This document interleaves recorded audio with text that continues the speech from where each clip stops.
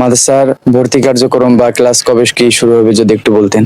তো এখানে দুইটা কথা, একটা হলো ভর্তি কার্যক্রম আর হলো ক্লাস শুরু কবে। তো আপনারা জানলে আনন্দিত হবেন। ইনশাআল্লাহ আমাদের আগামী জানুয়ারির 1 তারিখ থেকে আনুষ্ঠানিকভাবে ক্লাস শুরু হবে ইনশাআল্লাহ।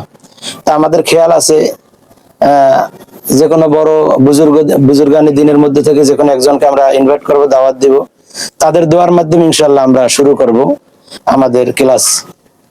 আর দ্বিতীয় হলো ভর্তির ব্যাপারটা, অনেকেই, আমি যে সর্দার বাড়ি মাদ্রাসা আসা যাওয়া করি, অনেক সময় হাইটে যাওয়া আসা করি, তো অনেকের সাথে দেখা সাক্ষাৎ হইলে তারা জিজ্ঞেস করে যে হুজুর আপনার আলীগঞ্জ মাদ্রাসায় ভর্তি কবে থেকে।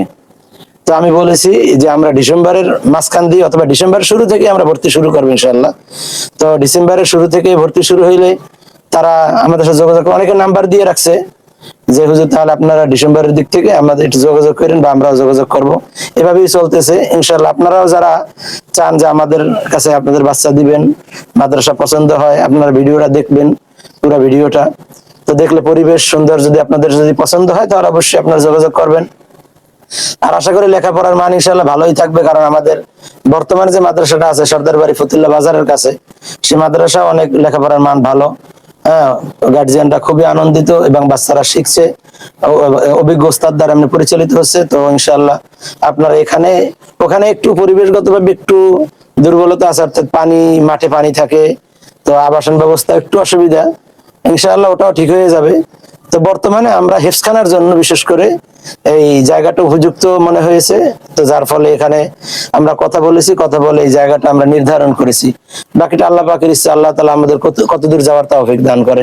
এখানে কি আমরা আসলে জানতে চাচ্ছিলাম যে এখানে কি শুধু আবাসিক ছাত্ররা থাকবে নাকি অনাবাসিক এরকমের কোনো ব্যবস্থা আছে? এখানে মূলত আবাসিক যারা, তাদের জন্য খুব ভালো হবে, কারণ আমরা আবাসিকদের টার্গেট নিয়ে এখানে এটা কাজটা শুরু করছি।